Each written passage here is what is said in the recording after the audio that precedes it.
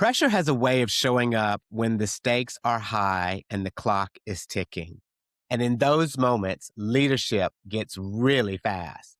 Today, we're talking about decision making under pressure, how clarity shows up when things feel chaotic, why trusting your instincts matter, and how the way you decide impacts everyone that's watching you lead. So let's go ahead and get into it and break this down.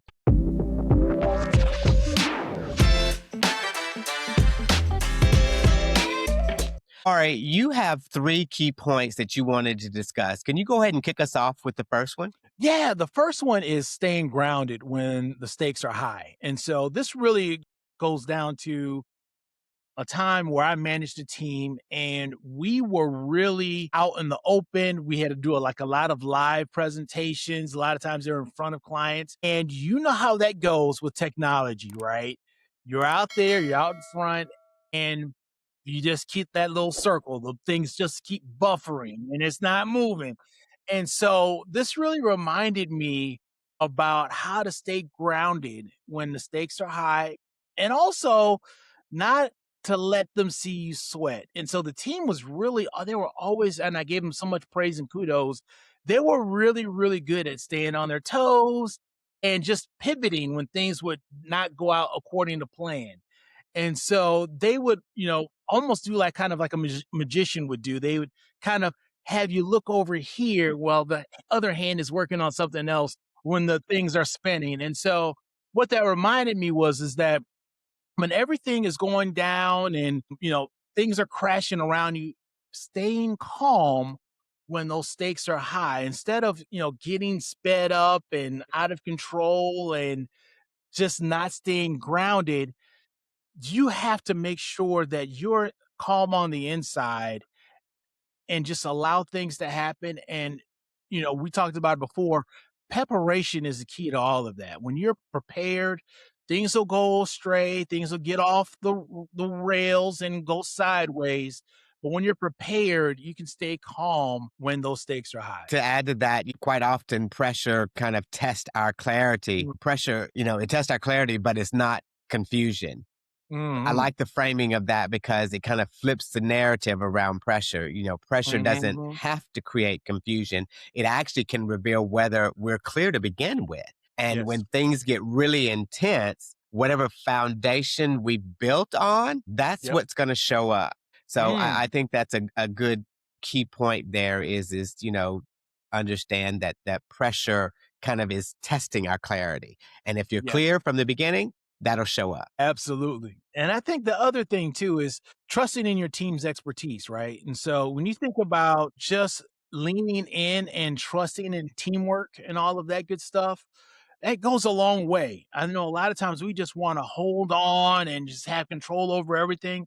But if we can lean and allow other folks to do what they're supposed to do and trust them while they're doing it, it can go a long way. And it can also surprise you and it can enable other folks to reach their full potential. Real quick example, when I was in radio many, many, many years ago, we had a book club. And one of the things that was really cool about this book club, we would get nationally renowned authors to come in and talk with our listeners. And so in this instance, it was a real big name. I'm not going to disclose who the author was, but it was a real big name. And my manager put me in charge of all of it.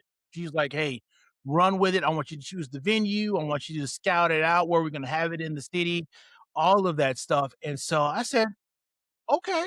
I thought it was a challenge and I wanted to step up and rise to the occasion. And long story short, when the author came in and we had it set up, we were on a glass floor and there was like 3 levels of the audience that was there. It was a real cool effect and it became the template for that author whenever they went to different cities, Chicago, LA, Dallas, to use my framework, which I was very honored for. And so all of that became, my manager allowed me to use my expertise and just really trusted me through all of that. And so I acknowledge and I appreciate her for challenging me. But sometimes you do that. You not only do you surprise yourself, you can surprise others and you can step up and rise up to the occasion as well. So, Yeah, I think you can gather all the facts, but in the end, mm, you really have to trust your instincts.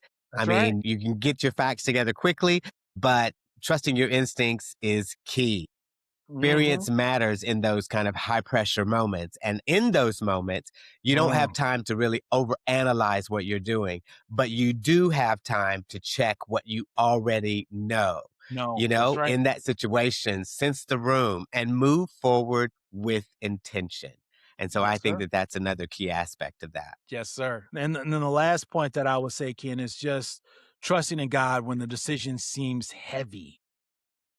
I think a lot of times we want to work things out first and then rely on God. And I think it's the opposite. We need to rely on Him first and He'll work everything out. Just a real quick biblical example. You all know I like to pull in the word when I can. So you all are probably familiar with the story of King Jehoshaphat in Second Chronicles. He was a king that was surrounded by the enemies and was trying to figure out what to do. And rather than reacting so quickly and hastily and trying to get up on the attack, he stepped back and he relied on God and he asked God, "Hey, what should I do? I want to have my people, I want to lead them in the right way." And he went and sought out God's counsel. And God told him, "Hey, the battle's not yours, it's God's." And sometimes those battles that we're so ready to fight for is not for us to fight. It's for him to fight on our behalf. And so his trust and direction to follow God led him to a victory that he didn't even have to fight for. And so I think sometimes we just have to rely on him and say, "Hey, I don't know what to do here, but I trust that you got our back and that you won't lead us astray." And so I think that is a real good example of allowing our faith to create that space for clarity. I think just to kind of add on to that is Mm, that we also have to remember that even if a decision isn't perfect, decisive leadership gives others something to anchor onto. And kind of like you said, people don't need certainty, they need yeah, direction. yeah, And so that's right. that's where that faith piece comes into Yes. play again. Say it, brother. Say it. Say it. Say it. So, just as a quick call to action, and I'll turn it back over to you, Ken. I think one of the questions that I would ask the audience and our listeners and our viewers to think about is, what guidance am I missing because I'm trying to move too fast? Think about what I can be more clear on. Where am I trying to go? And don't think about hastily and being hasty, but think about, where am I ultimately trying to go and how can I get there? It's not about the speed, it's about the direction and it's about the guidance that you're seeking. And so I would just challenge the group to think about that this week as they're going through those things where life be lifing and those pressures that we face on a daily basis. Yeah, life be life. And so Yeah, man.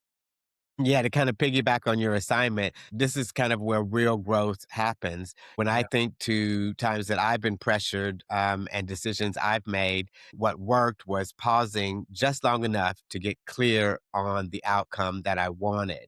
What didn't work was carrying the weight alone instead of pulling Mm. in a trusted voice or having faith, as we mentioned. Yes, So sir. here's the takeaway: pressure doesn't ask for perfection, it Mm. asks for presence. When you Mm. slow down enough, get clear on the facts, and commit to a decision, you give others something powerful to follow. So take this assignment seriously. Reflect on the last pressure decision you made. Write it down. What worked? What didn't work? And what was the one thing that you will do differently next time? That's how Mhm. calm, confident leadership is built, one decision at a time.